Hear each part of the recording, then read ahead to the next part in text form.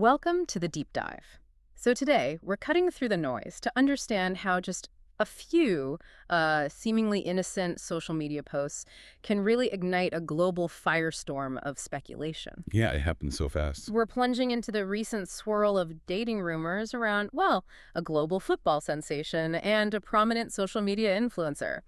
It all seemed to spark from what looked like a shared summer vacation. And it's such a prime example, isn't it, of how quickly public narratives can form, just from these little fragmented online clues. Absolutely. So, for you, our listener, our mission in this deep dive is to unpack the specifics of these vacation rumors. Right, we'll dig into the so-called evidence that fueled them, trace the swift denials. And then kind of zoom out, look at the broader context of their public lives. Exactly. Think of this as your shortcut to understanding the, well, surprising nuances of how celebrity information spreads in our very digital world. Okay, so let's introduce the key players in this online saga.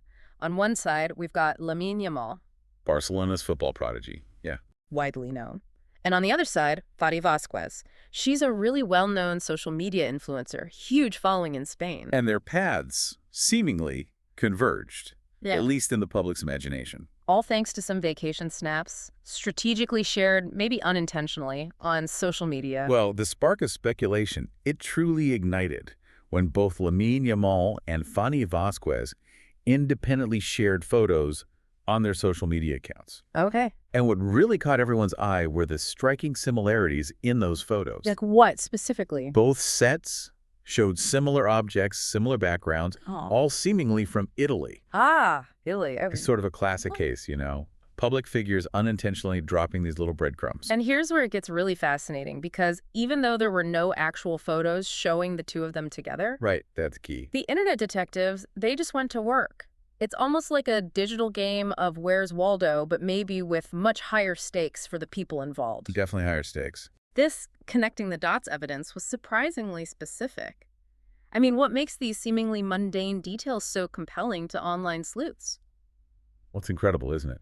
The real insight here isn't just that these narratives form, but how rapidly the public seems conditioned to accept minimal fragmented evidence as, well, fact.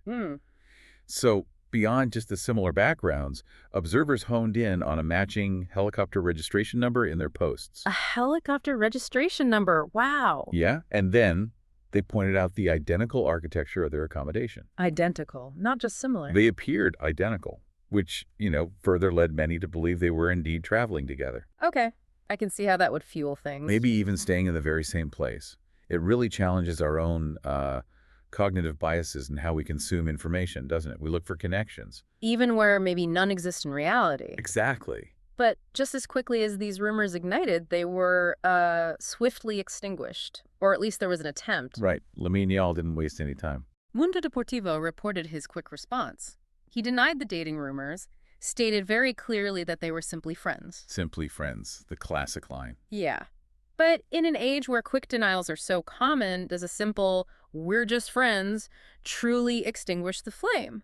Or does it often just leave room for continued speculation, especially with such young public figures? That's a really critical question, because while the public statement from Yamal aimed to shut it down, the digital trace, the memory of the rumor, it often lingers.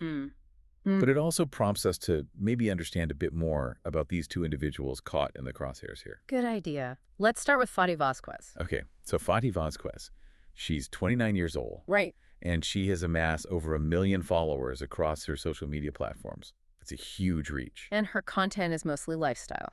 Primarily focuses on lifestyle, healthy living, and fitness.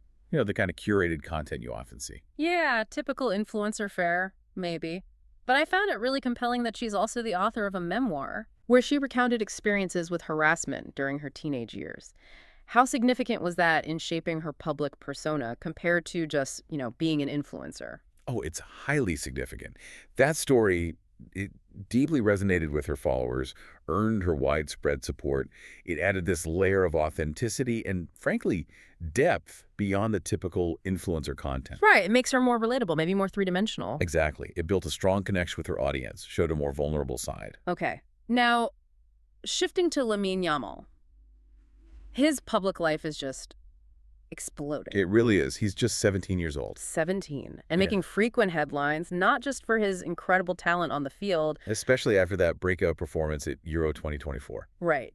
But also, as we've seen, for his personal life. It seems constantly under the microscope.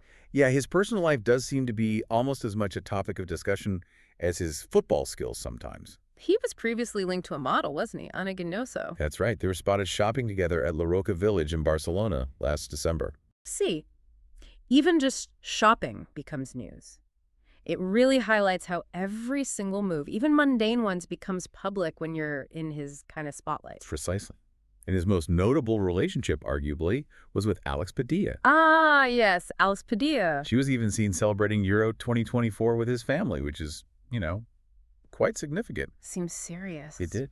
But after several times apparently getting back together, the pair ultimately ended their relationship earlier this year. Okay, so for Lamine, this recent rumor is just, well, one more chapter in a very public relationship history for someone incredibly young. Exactly. It's a lot to handle. So what does this all mean for you, the listener, beyond just the details of this one specific rumor? Yeah, what's the takeaway? Well, this deep dive into Lamine Yamal and Fati Vazquez, I think it's a perfect illustration of how quickly and how intensely social media can create these narratives around public figures. Built on tiny details. Right, built on seemingly small, disconnected details, like a helicopter number or a building's facade. It's kind of wild. It really is. And it makes you wonder if these rapid-fire narratives, even when they're denied, leave some kind of permanent digital smudge on someone's reputation. Regardless of the actual truth. That's a powerful observation, especially about verification, or the lack thereof sometimes. Yeah, and it highlights the blurred lines, doesn't it? Yep. Between the public and private lives for celebrities. Totally blurred. When every shared photo, every background detail can be scrutinized and connected like this, Yeah. it truly changes the landscape of how we consume information about public figures. It really forces us to reconsider what privacy even means anymore, especially in a world where, as you said, a helicopter registration number can become front page news. Front page news, exactly. It is, and it makes you wonder how much control anyone, celebrity or not, truly has over their own narrative these days. Very little, perhaps. So this deep dive, we've explored how a simple vacation, some fragmented social media posts, and a bit of online sleuthing can ignite this widespread rumor. And then how quickly those involved respond and deny it. Right. It's this constant tension, isn't it, for public figures navigating their private lives under such intense social media scrutiny. It absolutely is. So considering how quickly and, I guess, definitively narratives can take hold online, especially with public figures, what does this deep dive make you think about? When it comes to the information you consume about celebrities and public figures,